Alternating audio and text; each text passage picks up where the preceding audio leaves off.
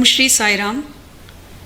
I offer my most humble pranams at the divine lotus feet of our beloved Bhagwan, and I offer my sincere prayer to Swami to guide every word that I speak today. My fondest and earliest recollection of Radio Sai goes back to the inaugural ceremony in 2001. I was a student of the Anantapur campus at that point, and we were in Puttaparthi in Kulwant Hall for the birthday celebrations. And here was this announcement of a wondrous new method, a communication channel to get Swami's message across to thousands of people worldwide on a daily basis in the form of bhajans and Bhagwan's discourses. I was enthralled by the idea that from a little hamlet in the middle of Andhra Pradesh, there could be something broadcast to the entire world without them having to move an inch. And here I am today, being given an opportunity to share some of my experiences with the Divine Lord on this very platform. When I was invited to speak, many a thought came to mind as to where should I begin? What should I share? I have often found that when one speaks from a space of having gone through something personally with Bhagwan, narrating that comes very easily, because it's almost like recollecting a story in one's memory and reliving those moments with him. I had a sudden thought this afternoon. You know, when we talk about God in his various avatars, Krishna when he gave the Bhagavad Gita to Arjuna, or Prophet Muhammad having received the Quran from the voice of Allah. And we're all so much in awe of these beings who were chosen to receive the message of God straight from the source. And then it struck me, in the Kali Yuga, tens of thousands of devotees of Bhagwan Sri Sathya Sai Baba have, without apparently asking for it, been chosen to become the Arjunas and Prophet Muhammads just by having been in his presence. For we who have had the fortune of being his students in his own campus, the blessings were manifold. I don't think it even sunk in at that point in time. We were just so enthralled with being in Swami's presence, the wonderful orange robe, the beautiful crown of hair, that lithe way in which he would walk down the carpet. That is what was our main point of focus. Singing bhajans in his presence, all of that is what connected us. But if you really, really think about it, how fortunate have we been to listen to the voice of God straight from the source on so many occasions. The question then arises, we read all these scriptures in the hope of being able to understand something from it, emulate it, use it in our daily lives, and make our existence more meaningful. But here was a Lord, a living, breathing, beautiful Lord, on a daily basis was giving us small little trinkets of wisdom.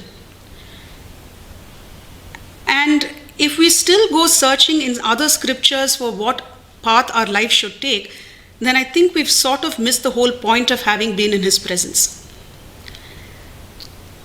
So keeping that in mind, I wanted to reflect on some of the messages that Swami had given me without my realizing that that was what that experience was at that point in time. So I want to tie the experience to the teaching and how it is very applicable even to this day and probably for years to come.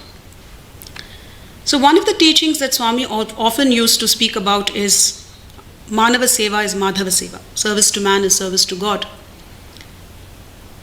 And the biggest pitfall in all of these easy little phrases that Swami used to give us is that we didn't understand the actual depth of meaning behind it.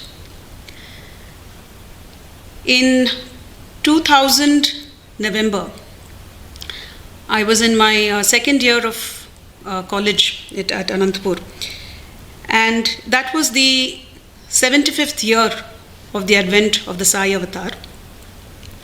Very, very special year. I'm sure there are millions of devotees across the world who have many fond recollections from that period. We as students had been given a very, very unique chance to truly understand this dictum, Manava Seva is Madhava Seva. Because Bhagwan had initiated in a very real and large scale the concept of Gram Seva. And yes, students of both the gents and the ladies campus were involved in their own little roles of being a part of that entire opportunity. While the boys would go for distributing the prasadam to the various villages in the vicinity, the girls used to be a part of preparing the prasadam, packaging it, working through the night in order for it to be easy to transport to the destination. Around the time that the Gram Seva was almost reaching its conclusion, it was spread out for close to a month, I would say, or 3 weeks or more. There was a little desire that all of us had as in the girls' campus that would Bhagwan give us the opportunity not just to pack prasadam but also to go and distribute. As good fortune would have it, Swami allowed us the chance to go and distribute prasadam. But more than that, it is what preceded that opportunity that is what I'm about to share now. Swami called the entire Anantapur campus of girls that year into his mandir for an interview. And still very fondly remember, Swami called us in and then he went and locked the door to the mandir. And he sat among us. He didn't stand at a distance. He actually had his chair brought closer to us and he sat on the chair. And he asked us to come a little closer. And Swami said, "You know why I've called you? All of you wanted an opportunity to be a part of the Grama Seva by going and distributing the food parcels. But I want you to understand what this actually means. What is Seva?" So we were, of course, very happy to be in Swami's presence. We weren't really prepared for what the entire set of instructions, like an instruction manual that Swami had prepared to pass on to us. So the first thing Swami said is, okay, when you reach there, how will you begin your whole seva? So we didn't know what the correct answer was. We said, Swami, we will get down from the vehicle and then we will get into lines. He said, all that is fine. You have to make people understand that you have come from Prasanthi Nilayam. So how will they know? So we're still blank. And then Swami said, can you sing bhajans? And immediately some of us enthusiastically just started off. Because we were so overwhelmed that Swami's right there, this is an opportunity to sing. So we started off, "Oh ma, oh ma." Swami said, no, stop. I'm saying bhajan, not song. He said, what is bhajan? Bhajan is when other people can also join in along with you. That is bhajan. So then we started with, okay, Swami will sing. And then he said, Manasa bhajare guru charanam. Swami said, very nice, but don't sing that. Swami, this is the bhajan that you started this entire tradition with. He said, no, this is not about announcing my presence there. It is about making them feel as a part of you and for you to be a part of them. And Swami went on to say, the village that you're going to be visiting, there will be a lot of people from the Islamic brethren who will be there. And in order to be able to connect with them, you should sing something which will make them feel a part of your experience. So the best thing to do is sing Sarvadharma Bhajans. So pick as many Sarvadharma Bhajans as you need. In between you can sing Baba Bhajans also, but sing lot of Sarvadharma Bhajans. So that way you will be very well introduced into their way of living. And Swami said, as you're singing, you should walk. Keep a disciplined passage as you are going through. Remember that you are guests in their home, so you should not walk here and there without any permission from your teachers. Stick to your group and walk together. And the next part of it, so there was many things that Swami mentioned to us during this. The other bit that brought out the whole service aspect was, Swami said, when you reach a household,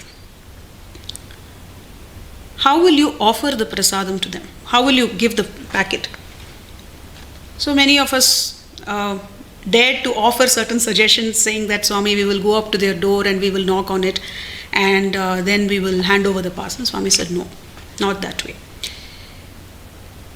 Remember that this is seva. We are not giving alms to beggars. And we should not go and disturb them by knocking on the door. You will maintain a respectful distance from the door. Put your hands together and in a slightly audible voice say Sai Ram. And if as a group all of you say Sai Ram, anybody who's inside will hear you. And they will come out. And the next thing you will say is, do not say to them that I have come to give you food. Because who are you to give them food? Instead, if you say, Swami has sent prasadam for you through us. If you would accept it, we would be very happy. Offer it as a gift from me, and everybody will gladly accept. And then Swami again said, one more thing about this whole experience is, seva should flow without any limits. It should be limitless. Ask them how many people are there in the household. And most people will only give you the count of the adults who are there. Tell them specifically, please tell us the number of children in the house, even if they are infants, even if they are, babies, please mention. And give them those many packets. All of you will immediately think, I know what you will think. Swami said, small babies, how will they eat puliogare and laddu? Won't it go waste? It is not your concern whether the food is going to be wasted or it's going to be given away to somebody else. You are only going to give the prasadam. How it is handled after that is not your concern. So give without any feeling of limitation. So there were many other things Swami told us in that interview, but these specific aspects, when we say Manava Seva is Madhava Seva, in order to be truly of service to God, one must allow His dictum to flow through us in the form of action. The minute we think that I am doing service, we've actually lost the plot. So this was one thing that very clearly came from him as an instruction on what does this particular teaching mean. There were, of course, many other opportunities that one has had to be a part of seva opportunities, but this particular incident will always stay with me, because if I am ever tempted to feel that I have done something great by being given an opportunity to serve, then a quick recollection of this particular interview with Swami sets the mind straight very quickly, because in order to even get an opportunity to serve, one has to have His grace. And that is something I would like to keep reminding myself. Another incident that comes to mind, and which is again tied to a different teaching. So this was one particular teaching. This other teaching is, this is something I used to read in, they have these Thought for the Day calendars, which would have excerpts from Swami's discourses.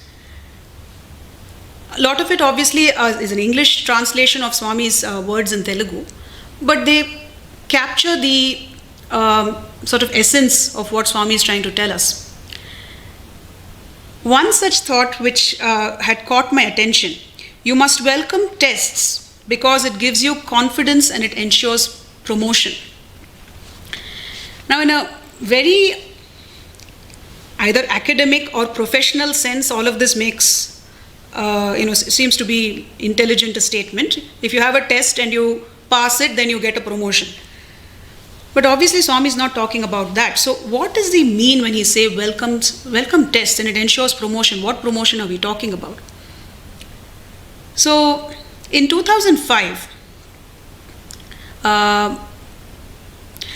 before that, let me get back to 1999, correct. In 1999, I had just joined the Anantapur campus for my first year of study, and hardly 2 weeks into my stay at the campus, on one particular day, as I was getting ready to go to college, there was a sudden searing pain in my abdomen, and I actually crumpled and fell to the floor.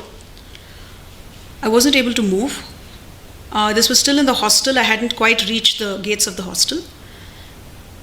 And I didn't know what was happening. I was in untold pain. And obviously, there were other people who came to my aid, and they tried to, alleviate the symptoms. Nothing was working, and I was taken to a nearby hospital. They weren't really able to make out very clearly because they didn't have too many good facilities at that point in time. So my parents were contacted, and they quickly rushed later that night. They had to drive from Bangalore to Anantapur. And the symptoms weren't getting any better, and the doctors at the Anantapur hospital said, it looks like there might be some surgery required, so it's better that you take her back to Bangalore. It is going to be dangerous to take her on the road and go, but there is no other option as of now. It's better you drive back. My father was never comfortable driving at night, so we had to wait out the night. And the next morning, we started early back to Bangalore. And all through the return journey, it was the pain didn't abate.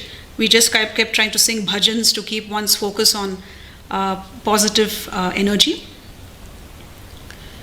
When we reached Bangalore and we went to a hospital that we had sort of had a connection with for quite some time, we had known some doctors there, and they admitted me immediately, and they said, symptomatically it looks like appendicitis, and it looks like a very severe case of it, and surgery might be required immediately, but we'll need to do a scan first. So already I was in pain, and the last thing I needed was to sort of have it prolonged further. Now, anybody who's had an ultrasound scan will know that there is this, they'll have to drink water, and then you'll have to wait, and then you'll have to go for the scan and allow for all the testing to be done. So they prepped me, they got me ready, drink the water and wait outside.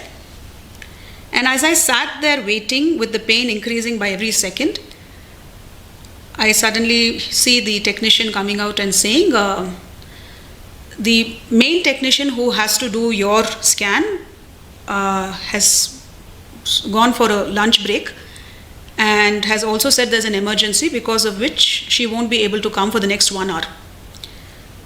But because we can't keep you waiting for too long, you just keep waiting here. We'll try and organize for an alternative. So this test that I was going through didn't seem to be getting any better. And as I kept waiting and I kept waiting, after about 15 minutes, another doctor came and said, we are now ready for the scan, but unfortunately something seems to have gone wrong with the machine. It's broken down. But we still would recommend that you wait here and don't go back to the ward, because it might be dangerous for you to move around too much.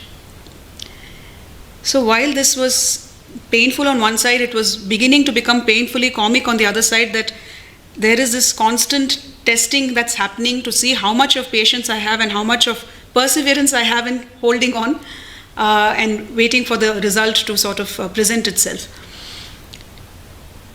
After about 45 minutes of this drama, when I finally went in for the scan, the doctor says, the abdomen is very distended, we will need you to sort of go for a round and come back so that the fluid drains a little bit. So at this point, the last thing one has in one's mind is prayer, because we are just in so much of pain. But my mother was next to me, and she had that thought written down. Welcome tests, for they ensure promotion. And she said, this is a test from Swami, so don't resist. Just accept it and it will be fine. Soon after that, they managed to finish the scan. They did find out it was a very inflamed appendix, and they had to immediately operate. But the beauty of it, all the pain I had undergone was very minuscule in comparison to what the surgeon said after the operation. He said it is very, very strange. It was so highly inflamed and so expanded in size that we've not seen something like this in a very long time, and it could have ruptured and caused internal hemorrhaging if we had left it even for a day longer. But somehow nothing happened on the inside. We were able to quickly finish the surgery a lot quicker than we had thought we would be able to, and she will be back on her feet within the next 2-3 days. So something of a much larger magnitude had been averted because one had to accept that the smaller tests would slowly get you past what you are not yet aware of. Especially when we are in testing times, when we are in a space where we are wondering, why me? We often forget the bigger picture, that nothing happens without His design, without His plan. If there was indeed that pain that needed to be gone through, He allows you to even experience that pain in a more manageable circumstance, rather than having to be pushed beyond the limit. So it ensures promotion in the sense, if you embrace pain and if you embrace tests wholeheartedly, Swami makes it a point to hold your hand and ensure that you get past it unscathed. But the faith has to be intact at that point. So this was another beautiful way of understanding what that dictum meant. Because every single word that has come out of Bhagwan's mouth is actually a pearl of wisdom, which I think ruminating on that itself is meditation. Living it on a daily basis is indeed walking the path that He has set for us.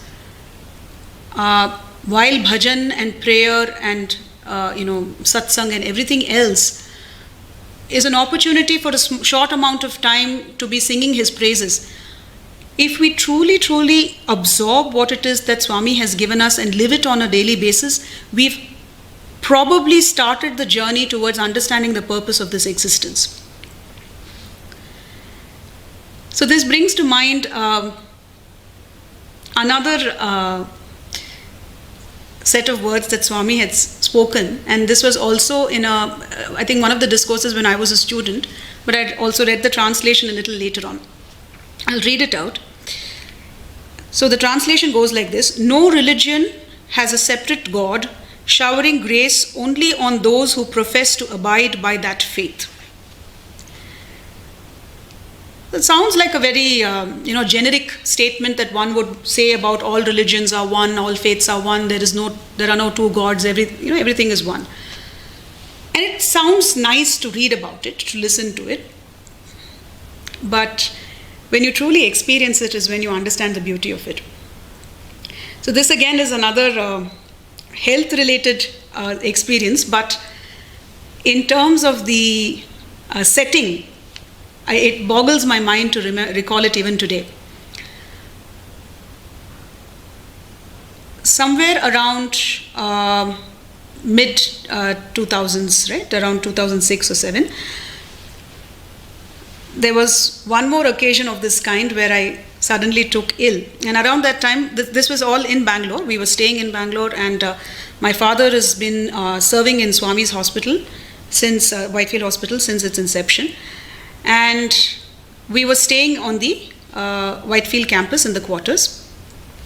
At this point in time, the super specialty hospital is like where it is right now, but the general hospital was still not a part of this campus. It was in its original space in the Whitefield area, where they did all the general specialties, right? All the general surgery, obstetrics, and so on.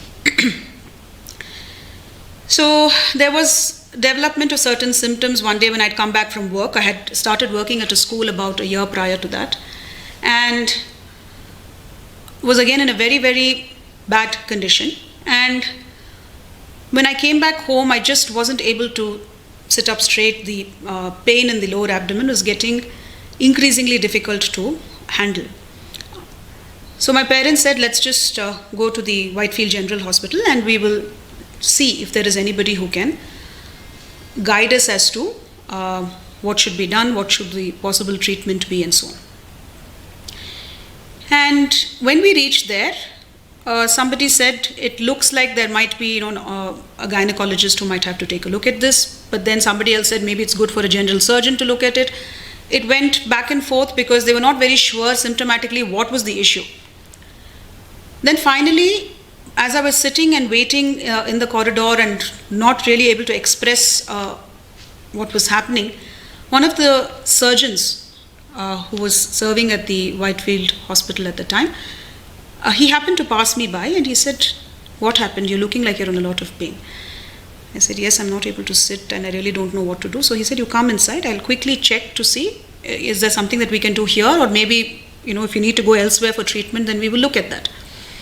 So again, he checked very quickly and he said, this looks like something that might need surgical intervention, but I don't think the surgery should be done here.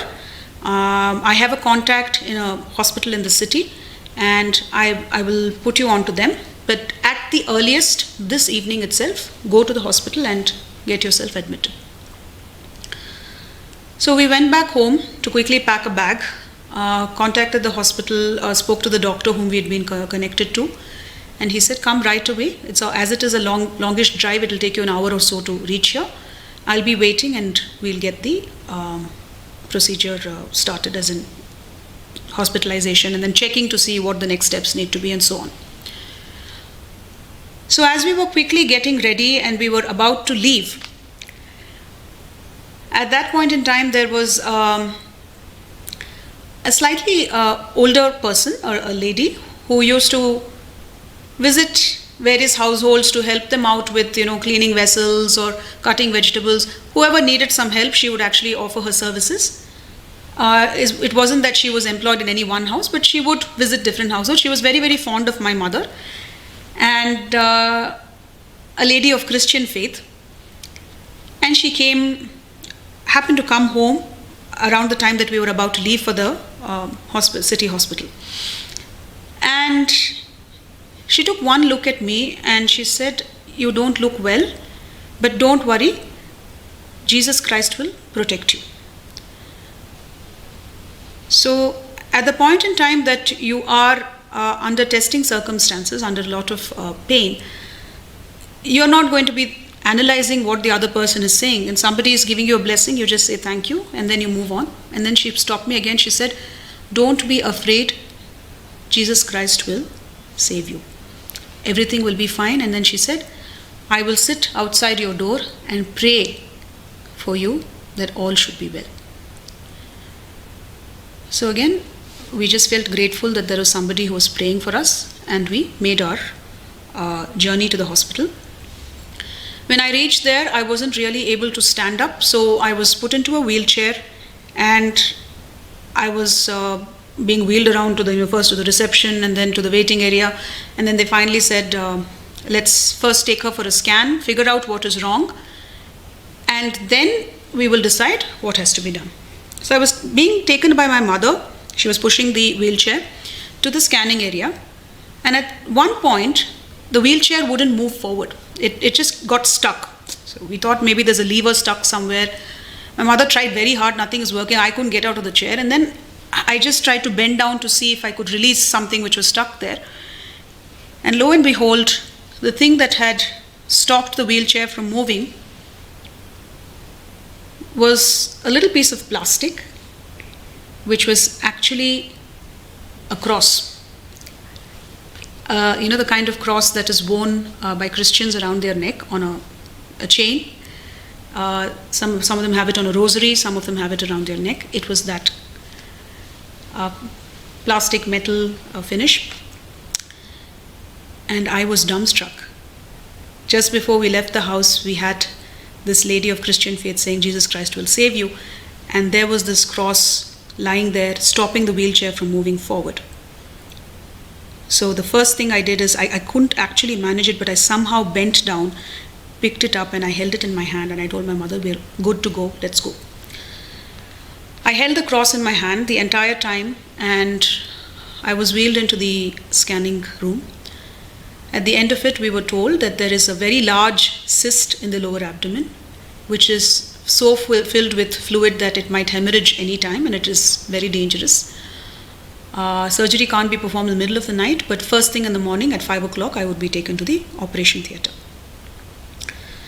So they admitted me, and they said, "We'll keep you on an empty stomach and ensure that your system is prepped for the surgery tomorrow." So obviously it was going to be a longish night waiting for the next day. My mother was with me, and we decided. We had Swami's photograph in one hand, and I had this cross in the other, and we said we will just not sleep but stay up either talking about Swami or singing.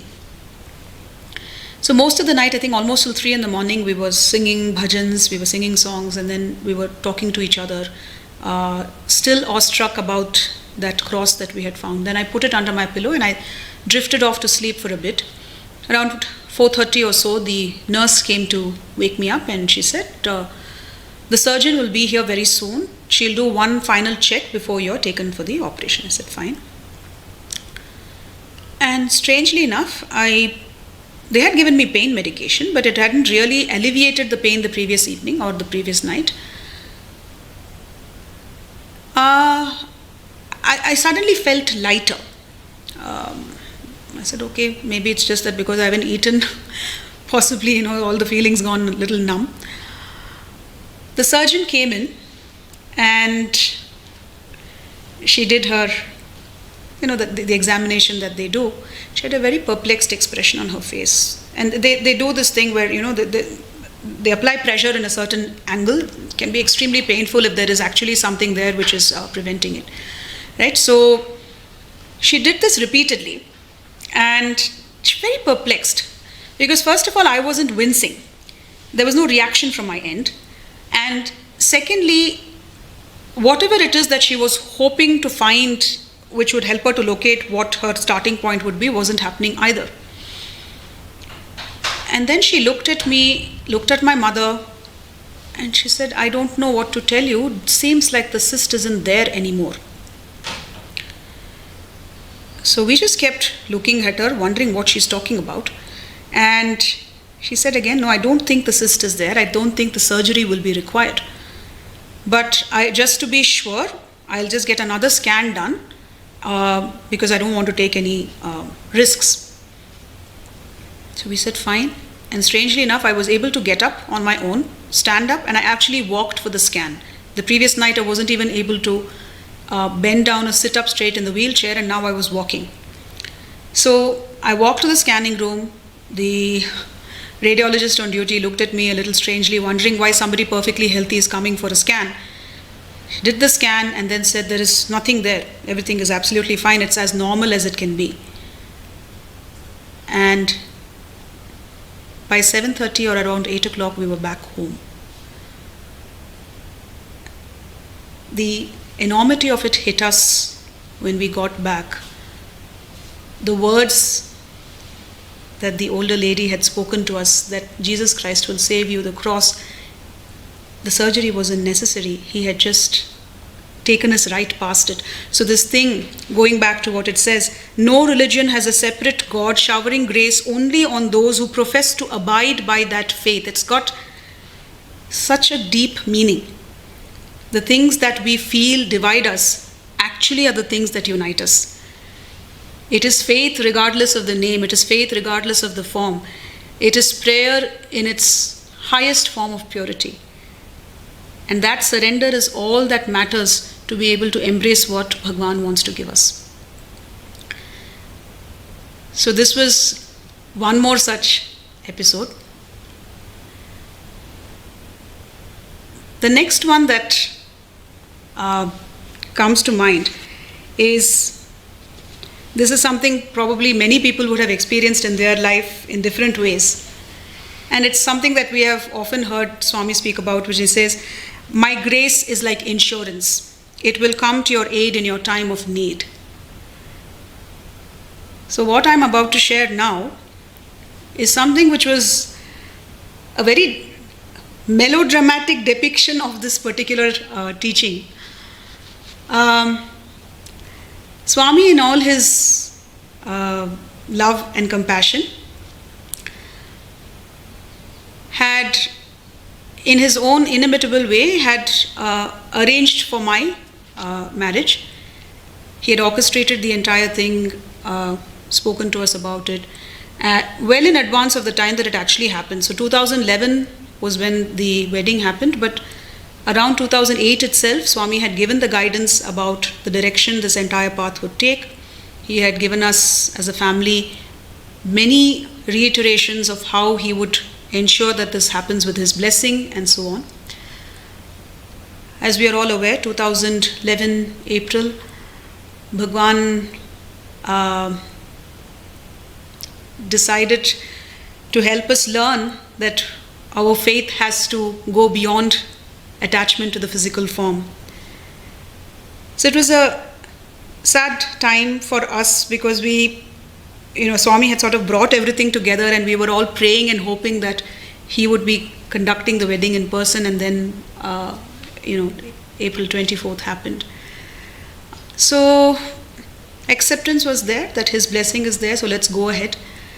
And on the 2nd of September, the wedding took place in 2011. When you are in a space of that the wedding ceremony and everything like that, there is just so many things going on that one, the rituals on one side and there's camaraderie on the other side, there is a festive atmosphere, generally a joyous occasion, and also there is a bit of some little bit of tensions are also there because everybody's hoping that all should go well. There are elders in the family whose blessings are pouring in. It's generally an environment that brings people together. But that whole path to the wedding was filled with prayer after prayer after prayer, where Swami, please be with us, Swami, guide this, Swami, make sure this happens, Swami, help us. Even with the invitation design, everything was like an offering to Bhagwan.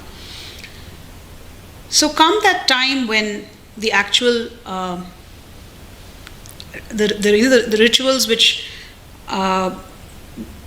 dictate the next phase of life having started, right? So the whole part of the ceremonies where you are going around the Agni and the all the feras and everything, and then in our Tamilian tradition, right, we also have this little stone which represents the threshold of the household, where one has to step over it a couple of times, and then there are many little sort of, we'll call it rituals, but it's something more than that, right? It signifies many a milestone to come in one's life. So when this particular aspect was happening, and my my husband and I were sitting and doing the entire offering into the fire, all of that, there was obviously, everybody was looking at us as well as talking to each other. There was a lot of gaiety. Suddenly there was a sharp intake of breath, like a collective sharp intake of breath, where everybody seemed to gasp like that, and like so many of them standing there and doing that, it will be audible. So neither of us really understood what was going on. The next thing I knew, I felt a sharp thud on the top of my head, and something bounced off it and went in. It missed the fire and went and fell on the other side. I had no clue what had hit me. Literally, I had no clue what had hit me. Everything was in a blur. My head was whirring, and I did not really know what's going on, right? Nothing in life will prepare you for a moment like this during your wedding. So what had actually happened was, there was something which was supporting the backdrop, which was, the entire decoration which was behind us. And by mistake, a part of that support had been moved by somebody unwittingly. And this particular backdrop was completely made out of satin. This was satin sheets and satin ribbons and satin everything. And a sizable picture of Swami was the centerpiece of that backdrop, which had been suspended from quite a height, I'd say about 10 feet height. And what had happened when everybody suddenly gasped was that the whole backdrop had started veering forward. And it was ready to crash on top of us and into the fire. Imagine satin and fire, not a great combination. Everything would have actually gone up in flames. One of our friends, he's an athlete, no doubt, but also something that it caught his attention so quickly that this is heading for disaster, that he actually sprinted across the wedding hall, managed to hold up the frame and prevent it from falling. So no real damage was done to anybody else sitting there. Nothing actually fell down. So what is it that fell on my head? Swami's picture had come off its moorings and fallen on my head. And then the beauty of it is it didn't fall straight into the fire from there. It bounced a good 5 feet away and fell face upwards without a scratch on the frame, without a scratch on the picture. Yes, my head was hurting, but I think a little headache is any day preferable to the disaster that had been averted. What does one say? I mean, if this is not insurance, what is? We take it so lightly when somebody says keep chanting Swami's name, or somebody says that be connected to Bhagwan, keep saying his name. We think that we have to create a specific space and time to sit down and do Parayanam or chant Vedam or sing bhajan. No. Every single minute that we are not speaking something else to somebody should actually have his name on our lips. Even when there is speech happening, the mind should be connected with the thought of his name. Any name that gives us that peace of mind. Because you never know. You never know what the next step is going to bring. And that name is what is the insurance that is going to keep us in good stead. So these are a few experiences, a few little insights into the journey that has been and the kind of connection that I keep reflecting on. All that Swami has said, there have been so many instances in one's life that actually prove what each of these mean and what their implications are and how important it is to stay connected with those words. So with that sharing of experiences, I would like to conclude this offering with a little prayer to Bhagwan in the form of a song. It's a song in Kannada. The import of which the words is beautiful. It says basically, Swami, don't let go of my hand. But I think whenever I sing it, I think of it the other way. Because God will never let go of us, right? That his express purpose is to hold us up and ensure that he has embraced us. Whenever I sing this song, my prayer is, Swami, please let me never forget you and let me never forget to hold your hand. And let me remember to hold on to you even when things are going right. I mean, we have perceptions of what is right and wrong. So when things look very happy and when things look as if they are proceeding on the right path, remind me even more to keep you in my thoughts, because that is when I'm truly in pain, I will automatically remember to turn my attention to you. So I will just render this song as an offering to Swami.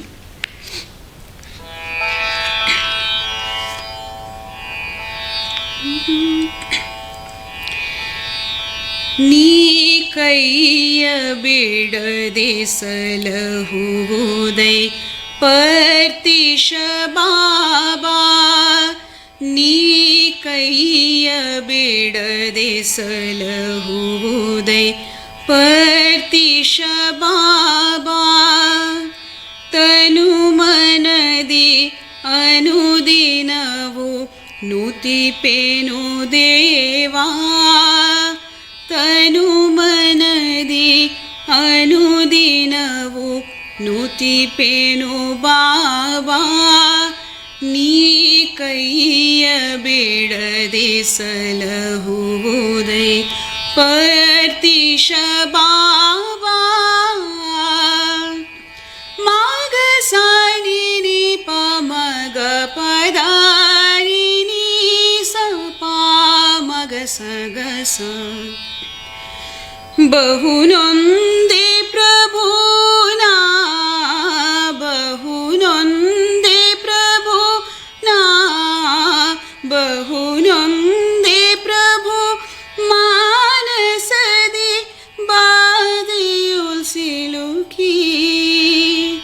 ಕರುಣದೋಳು ವೀಕ್ಷಿಸಿನಿ ಕಾವುಡೆ Baba.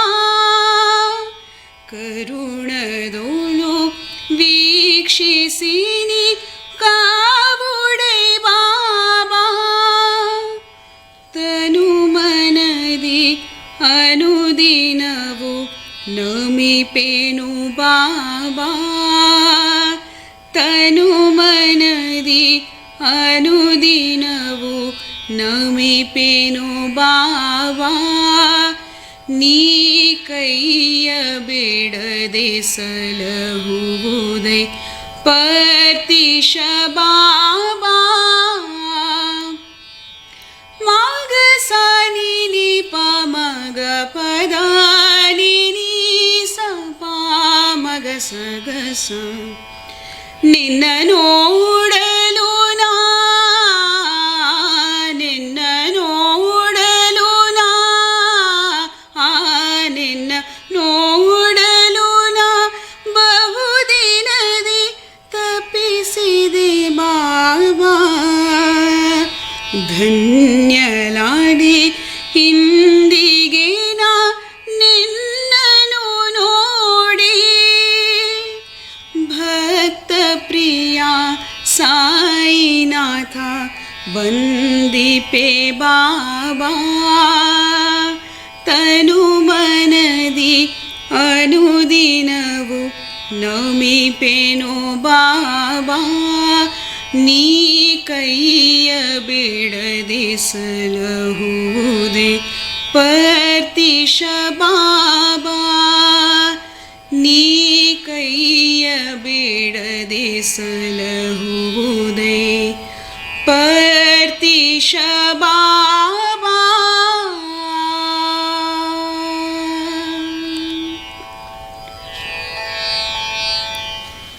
Jai Sairam.